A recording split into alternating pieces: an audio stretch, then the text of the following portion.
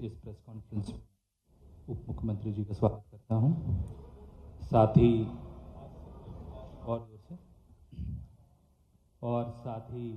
मैं यहाँ पर उपस्थित पीएस जनसंपर्क एवं जो सेक्रेटरी साहब फाइनेंस यहाँ पर उपस्थित है, साथ ही जितने पत्रकार साथी प्रिंट एवं इलेक्ट्रॉनिक मीडिया के यहाँ पर उपस्थित है, उन सभी का मैं ये बजट के प्रेस कॉन्फ्रेंस में स्वागत करता हूँ। सर्वप्रथम मैं एक छोटा सा प्रेजेंटेशन है जो आज बजट पेश हुआ है, उसके संबंध में जो मुख्य बिंदु हैं वो आपके समक्ष रखना चाहूँगा। ये बजट बनाते समय जो हमको माननीय मुख्यमंत्री जी और उप मुख्यमंत्री जी से जो मार्गदर्शन मिले हैं और जो बजट के फोकस के पॉइंट्स हैं, सर्वप्रथम हमारा उद्देश्य ये था कि बजट जो हम बना रहे हैं अगले 5 साल का रोड मैप के हिसाब से हमको बनाने की निर्देश मिले थे, उसी तारतम्य में हमने इनको बनाया है। और हमारा लक्ष्य है कि आगामी 5 वर्षों में हमारा बजट दुगना हो। इसके लिए हमको करीबन 14.5% के ग्रोथ की आवश्यकता थी। उसी अनुसार हम लोगों ने इस ग्रोथ के आधार पर हम लोगों ने ये बजट बनाया है। साथ ही हमारा इस बजट के उद्देश्य में एक इम्पॉर्टेंट फैक्टर था कि हम कैपिटल वर्क्स पे ज़्यादा से ज़्यादा ध्यान दें, तो हम लोगों ने पूंजीगत व्यय को भी उसी सीमा में बढ़ाया हुआ है। साथ ही यहाँ पर सड़क, सिंचाई एवं बिजली सुविधाओं का विस्तार, साथ ही स्वास्थ्य सेवाओं में सुधार और उसी तरह इंडस्ट्री डेवलपमेंट में का भी फोकस रहा है। हम लोगों ने जब ये बजट की प्रक्रिया शुरू की, हम लोगों ने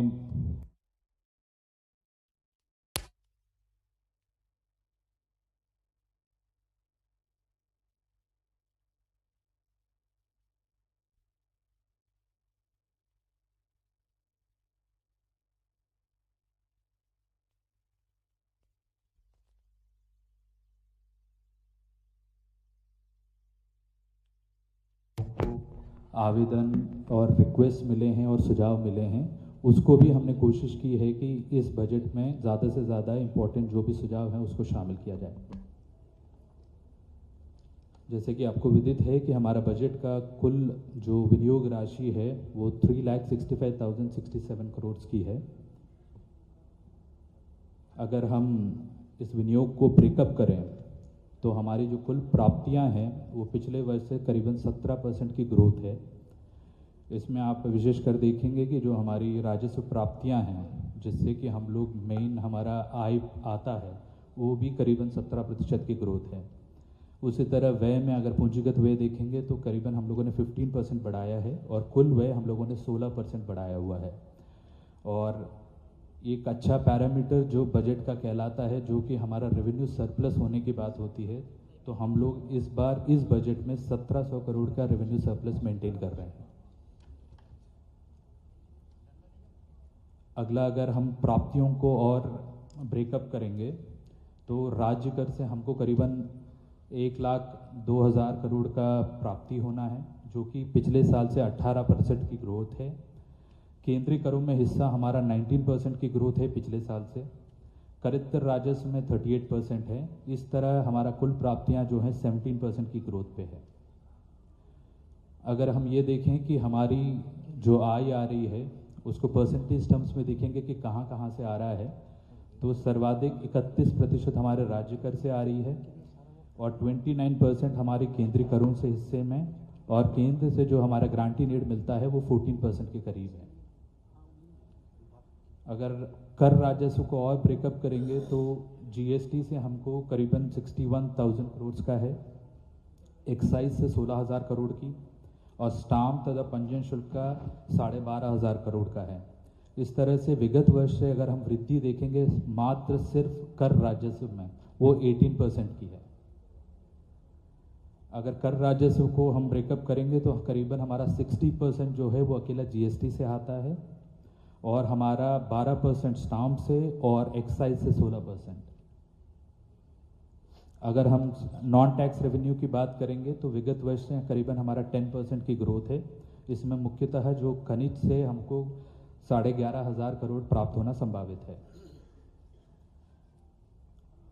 करेक्टर राजस्व में मुख्यतः जैसे मैंने बताया कि खनिज का है वो करीबन 56% का रोल प्ले करता है। अब अगर हम व्यय की बात करें तो ओवरऑल व्यय जो है 16% से बढ़ रहा है, जिसमें कि हमारा राजस्व व्यय है 2,61,000 और पूंजीगत व्यय है 64,738।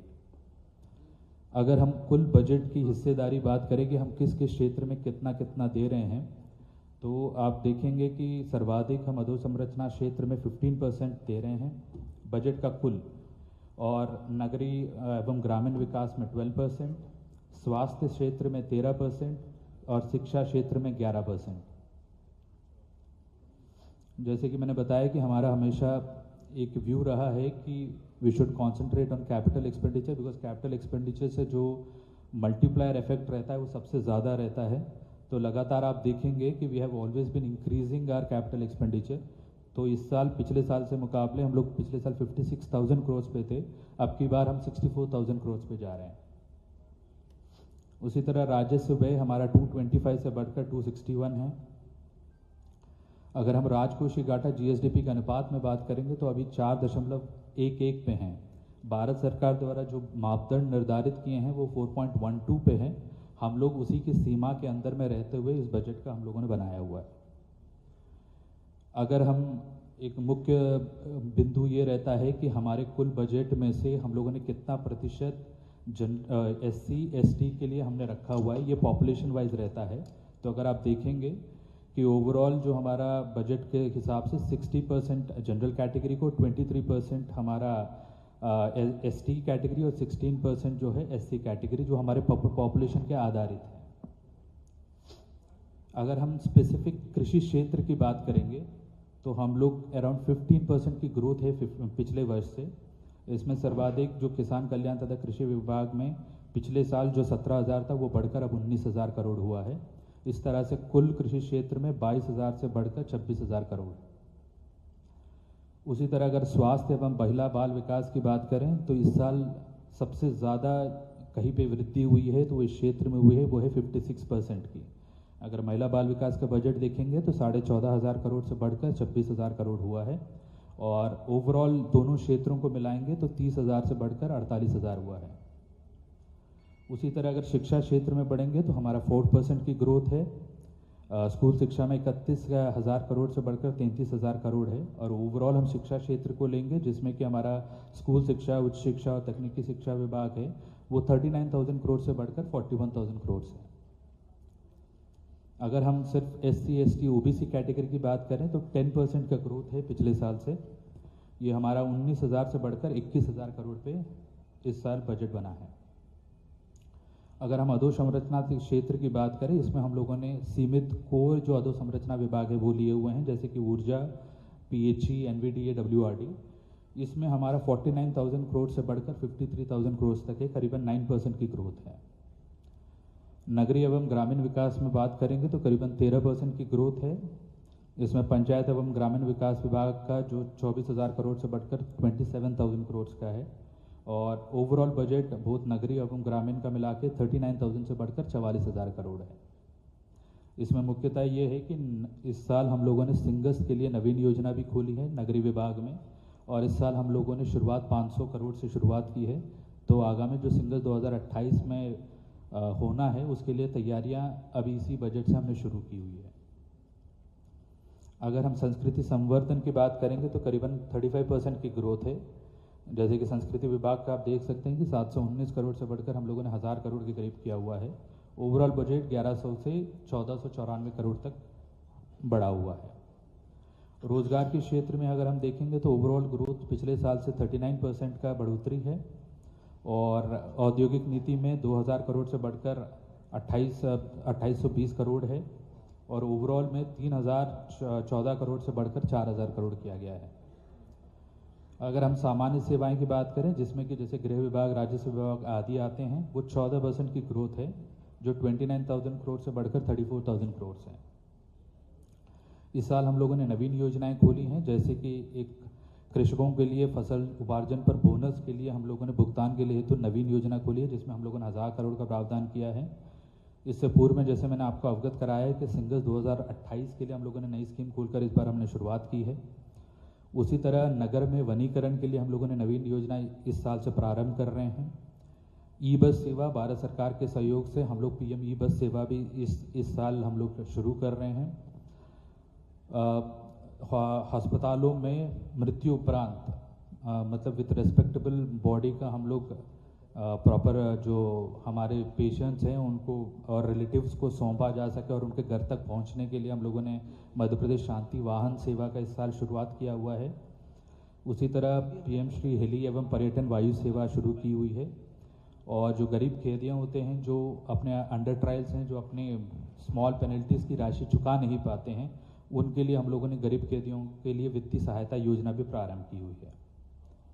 धन्यवाद, थैंक यू। अब आप किसी के प्रश्न हो तो आप पूछ सकते हैं।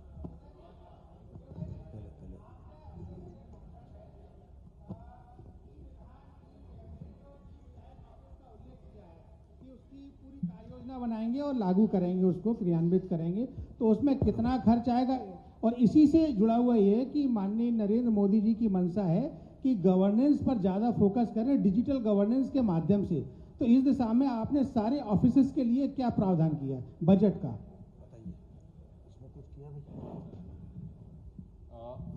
धन्यवाद, बहुत अच्छा प्रश्न है। तो जैसा कि वित्त मंत्री जी ने अपने भाषण में स्पष्ट किया है कि ई विधान, ई कैबिनेट और ई विधायक, हमने ये 3 कंपोनेंट्स रखे हैं इसमें। सो ई विधान है जो हमारा ये जहाँ पे आप बैठे हुए हैं, ये विधानसभा है। इसमें जो भी हम नियम बनाते हैं, कानून बनाते हैं, उसकी पूरी प्रक्रिया भारत सरकार की एक योजना है, उसको साथ में लेते हुए हम ई विधान की योजना को लागू करेंगे। जो हमारी कैबिनेट है, कैबिनेट में जो हमारे मुद्दे आते हैं उसके लिए आपको पता है कैबिनेट नोट बनती हैं, बहुत सारे कागज़ का उपयोग होता है। वो सब चीज़ें बंद करके हम उसको ई फॉर्मेट में ले जाएंगे, उसका भी इसमें प्रावधान है। और माननीय विधायकगण, आज पता है आपको कि बहुत सारे लोग आज डिजिटल माध्यम से इंटरैक्ट करते हैं। तो माननीय विधायकगण अपने कॉन्स्टिट्यूएंसी में या अधिकारियों से या अपने दूसरे मंत्री साथियों के साथ जो मीटिंग्स होती हैं, मुख्यमंत्री जी की मीटिंग होती हैं, उनमें ई माध्यम से या वीडियो कॉन्फ्रेंस से जुड़ने के लिए उनका जो ऑफिस होता है उसके लिए एक मुश्त 5 लाख रुपए का प्रावधान इस बजट में हमने स्टार्ट किया है। ये मेरा सवाल है, मैं पूछना चाह रहा हूँ कि आपके इस बजट में आरई है ही नहीं कहीं पर। पिछले बार के बजट में भी आरई नहीं था, तो बी एक्चुअल ये कैसे मान लिया जाए, पहला सवाल। दूसरा, केंद्र सरकार का बजट अभी आया नहीं है, तो आपका आरई फिर गड़बड़ाएगा बाद में जा करके। तो वो बी भी जो आपने बनाया है वो कैसे एक्चुअल मान लिया जाए? आरई का प्रावधान उसमें है। हमें तो दिखाई नहीं अभी पूरे प्रेजेंटेशन में कहीं। बजट प्रेजेंटेशन है, बजट की पुस्तिकाएं और बजट की पूरा जो साहित्य होता है वो आपको। तो सर प्रेस को उसका पता पिछले बार भी नहीं था, इस बार भी आरई नहीं है। वो अभी उपलब्ध करवा देंगे सबको। वो सबको उपलब्ध होगा सर। वो आरई के नंबर्स उसमें आपको पूरे मिल जाएंगे। ये प्रेजेंटेशन है, वो संक्षिप्त में हम उसको आपके सामने रखते हैं। आरई के जितने नंबर्स हैं वो सब आपको आपके साथ जो बजट साहित्य है उसमें पूरे दिए गए हैं, और उस पर हम चेंज ही नहीं कर सकते हैं। वो जो उसका जो ढांचा है वो सीएजी से मैंडेटेड है। और दूसरा सर, केंद्र का बजट आया नहीं, आपने कैसे? बिल्कुल सही, आपका बहुत अच्छा प्रश्न है, आप बैठ जाएं। अभी केंद्र का बजट नहीं आया है सर।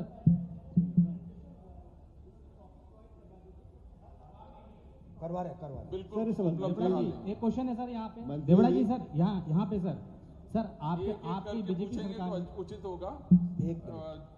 मंत्री जी, मेरा सवाल यह है कि जब भी कोई नई सरकार आती है तो वो अपना ओपनिंग बैलेंस शीट पहले रखती है। तो हमें इतना बता दिया जाए कि पिछली सरकार में आपके ऊपर कर्जा कितना था, और उस कर्जे को ब्याज को पटाने के लिए आपके पास क्या प्रावधान है। ये पहला सवाल है। दूसरा, आपने जो शेर शायरी से अपना सदन में बजट की शुरुआत की, मैं ये कह सकता हूँ सदन बहरा था और आप सुना रहे थे, लेकिन यहाँ कोई बहरा नहीं, यहाँ सब सुनने के लिए तैयार हैं। सबल भुजाओं में लक्षित है नौका भी पतवार, चीर चले सागर की छाती, पार करें मझधार का जो शब्द का उपयोग किया है उसके कई अर्थ अलग अलग हैं। तो मेरा पहला सवाल तो ये था कि आप कर्ज बता दें कि कितना है आपके ऊपर, उसका ब्याज कितना होगा। दूसरा सवाल ये है कि लाडली बहना योजना में आपने 19,000 करोड़ का प्रावधान किया। तीसरा सवाल हो रहा है। एक मिनट रुकिए। लाडली बहना योजना में 19,000 करोड़ का प्रावधान किया है, तो क्या लाडली बहना योजना की जो 1200 की राशि है उसे आप क्या 1500 या 3,000 तक बढ़ाने वाले हैं? पहला प्रश्न आपका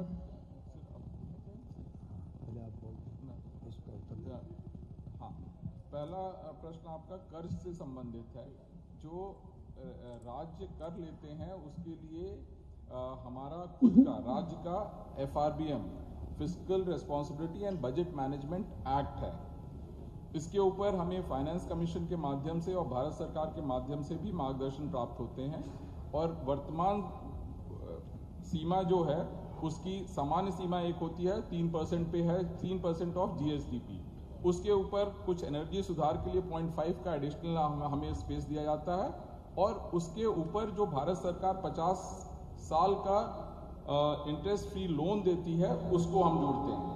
ये कुल मिला के जो पिछली बार हमने पिछले साल में 3.6% जो GSDP था उस वहां तक पहुंचे, जबकि वो सीमा 4.12 की थी। इस साल भी हम 4.12 की सीमा के अंदर ही 4.11% तक ही अपना कर्ज का या जो फिस्कल डेफिसिट है उसको रखने के लिए प्रावधानित किया है।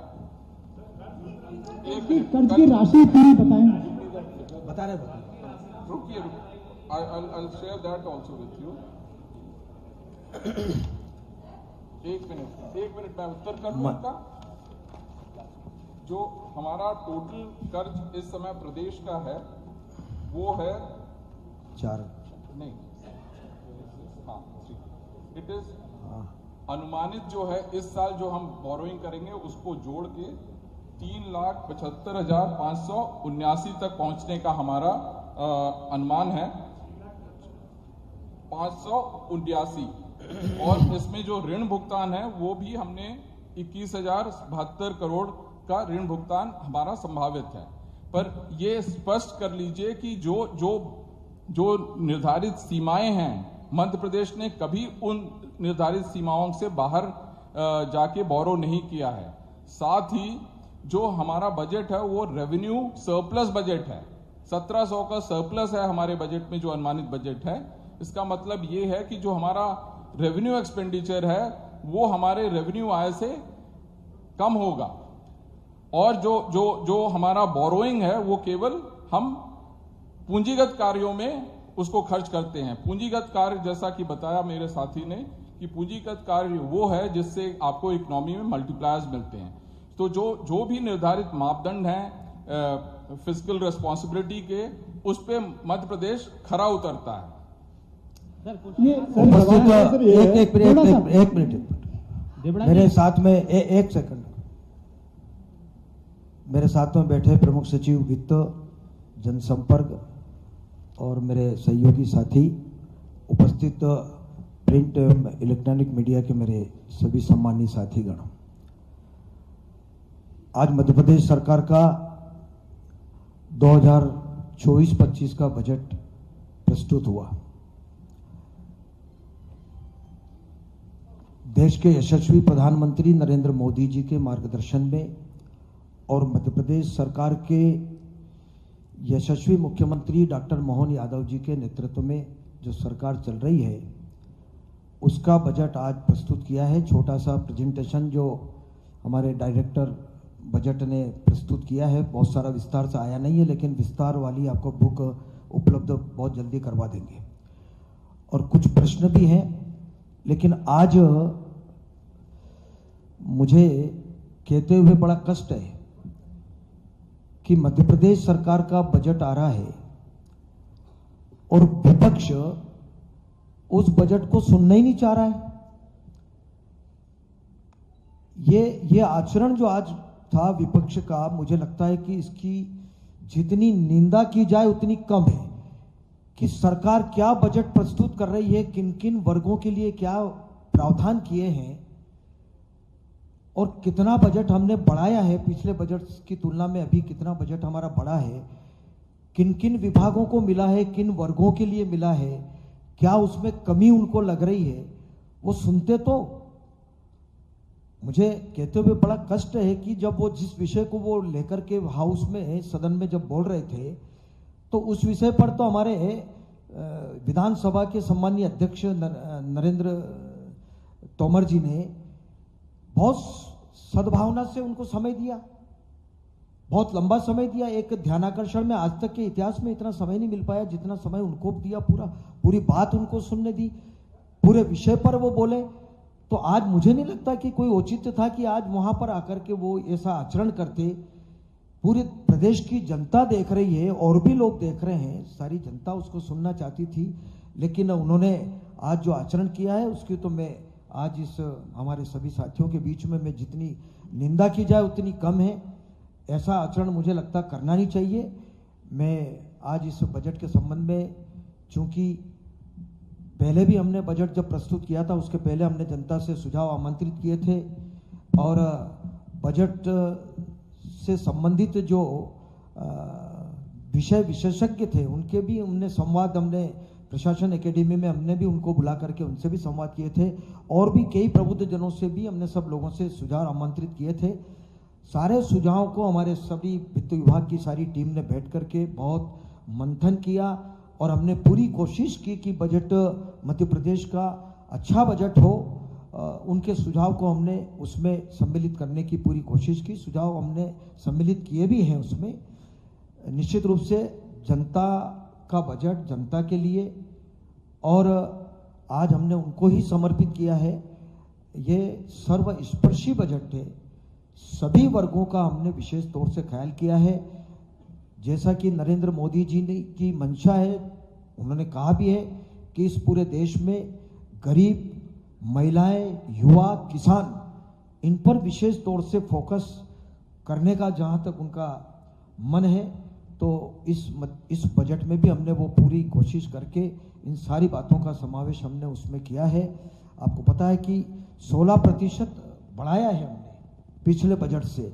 अब जहां तक रहा सवाल कर्जे का, अभी हमारे माननीय सदस्य ने सवाल किया था, कर्जा कोई ऐसी सरकार नहीं होगी इस हिंदुस्तान में प्रदेशों की जो कर्जा नहीं लेती होगी। कर्जा लेना कोई बुराई नहीं है, लेकिन कर्जा लेकर के पूंजीगत कार्यों के लिए व्यय करना और लंबे समय तक के लिए, जैसा पीएस ने सारी बात विशेष तौर से बताई है, पर मेरे सामने तो और पिछला इतिहास अब देखेंगे तो कांग्रेस की सरकारों में तो वेतन भत्ते, कर्जा लेकर के वेतन भत्ते दिए, स्थापना में खर्च किया। लेकिन ये ईश्वर की कृपा से मध्य प्रदेश में भी और कहीं भी भारतीय जनता पार्टी की सरकार में इस प्रकार का कोई अवसर नहीं आया ऐसा कि ऐसा कोई करना पड़े। अगर कर्जा लिया है तो वो पूंजीगत व्यय के लिए लिया है और प्रदेश का विकास किया है। हमने बहुत अच्छी इस मध्य प्रदेश में सड़कें बनी है, कहने की आवश्यकता नहीं है, लेकिन सबका अनुभव है। सिंचाई योजनाएं हमने बनाई है, हमने कॉलेज, स्कूल, जो भी डेवलपमेंट हमने, तालाब, स्टाफ डैम जो भी करना थे वो सारे विकास के काम करने में हमने खर्च किया है और मध्य प्रदेश में बहुत अच्छा विकास हुआ भी है। और हमने इसी आशा और विश्वास के साथ में इस बजट में प्रावधान किए हैं, अलग अलग भिन्न भिन्न विभागों में सब में हमने अच्छे प्रावधान किए हैं।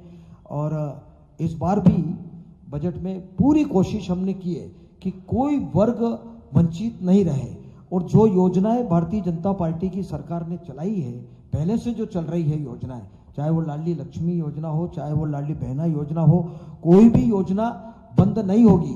जहां तक सवाल राशि बढ़ाने का है तो संकल्प पत्र जो आता है वो पूरे 5 वर्ष का संकल्प पत्र आता है। हम निश्चित रूप से उस जो हमने कहा है, जो हमने संकल्प लिया जनता के बीच में और जनता ने ही आशीर्वाद देकर के बिठाया है, तो ऐसा है कि उनकी भावनाओं का पूरा सम्मान करते हुए वो सब काम हम करेंगे, कोई भी वंचित नहीं रहेगा और कोई योजना हम बंद करने वाले नहीं। माननीय मंत्री देवड़ा साहब,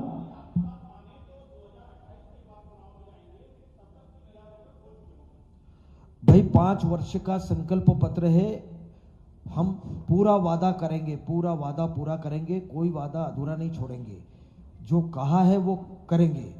देवड़ा साहब, ये हमको पता है, ये हमको पता है कि जनता ही आशीर्वाद देती है। जनता के बीच में जो कहा वो करना है, जनता के बीच में फिर हमको आगे जाना है। मंत्री जी सवाल ये है कि आपने जो बजट भाषण मेरा पढ़ा सवाल ये है 44 नंबर पे एक वो पॉइंट है मंत्री जी, 44 मेरा नंबर सवाल पे ये है कि विधायकों के प्राकृतिक खेती की बात की कार्यालय आपने प्राकृतिक खेती की बात की है मंत्री जी, आपने प्राकृतिक खेती की बात की है, उसमें 30 करोड़ का बजट रखा है और उसमें बजट से आप करने वाले हैं कि जैव विविधता में सुधार करेंगे, प्रोत्साहन करेंगे किसानों की आय बढ़ाएंगे। तो 30 करोड़ में किस किस किसान को कितना पैसे देंगे? जिन विभागों में अगर राशि कम भी है तो मैं आपसे आग्रह कर रहा हूं कि उसमें राशि की कोई कमी नहीं आएगी, न कोई योजनाओं में कमी आएगी। अगर प्रावधान कम भी होगा उसको भी हम पूरा करेंगे।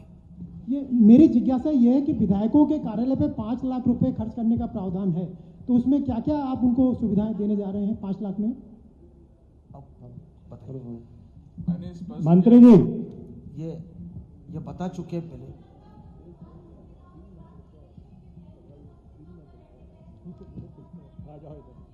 नहीं, आप अपनी जानकारी को क्लियर कर लें।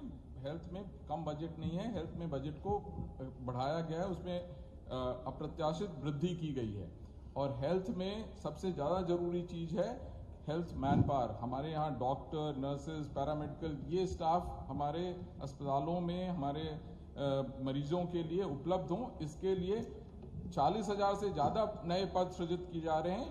इंडियन पब्लिक हेल्थ स्टैंडर्ड्स जो है उसके मापदंडों के अनुरूप ये माननीय उप मुख्यमंत्री जी ने आप बजट में बताया कि पिछले साल उन्होंने कहा था कि मैं आईपीएचएस को लागू करूंगा।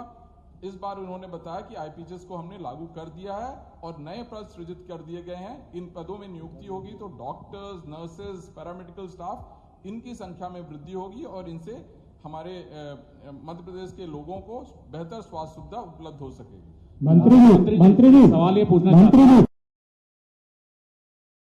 विद्यार्थी योजना जो है इसमें आपने मात्र 300 करोड़ रुपए का प्रावधान किया है। इसी तरह जो मुख्यमंत्री कौशल अप्रेंटिस योजना है ये 301 करोड़ रुपए मात्र दिया आपने। आपको लगता नहीं कि युवाओं को आगे बढ़ाने के लिए आपकी सरकार का ये अमाउंट बहुत कम है? और ये जो मेधावी विद्यार्थी योजना के बारे में बता दूं कि बच्चे परेशान रहते हैं, उनको समय पर इसका भुगतान नहीं हो पाता। आप चाहें तो ये पता कर सकते हैं। जहां आप बता रहे हैं निश्चित रूप से ये इसकी चिंता पूरी की जाएगी और कोई कमी नहीं आने दी जाएगी। मंत्री जी इधर भी देख लीजिए। सबका साथ, सबका विकास, सबका प्रयास, सबका विश्वास।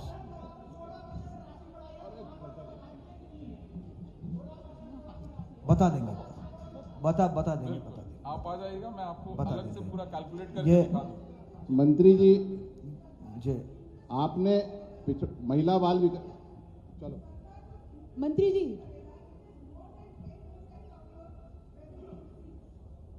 बताओ।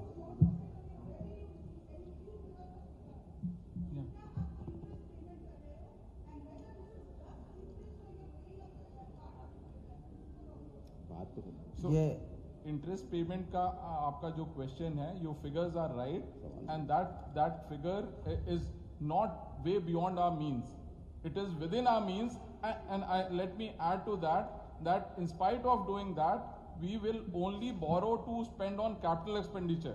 We are a revenue positive state, please understand that. We will only borrow and spend in infrastructure. पूंजीगत व्यय हम उससे करते हैं। So 10.4%, yes, we are at that point, but we are not beyond our means. माननीय मंत्री जी ये सारे आंकड़े आपको अभी उपलब्ध करवा दिए जाएंगे। मैं एक आंकड़ा जो भी है देवड़ा जी वो सब उपलब्ध करवा देवड़ा जी माननीय मंत्री जी एक प्रश्न मेरा है। देवड़ा जी आप प्रधानमंत्री मोदी के मार्गदर्शन में बजट लाने की बात कर रहे हैं।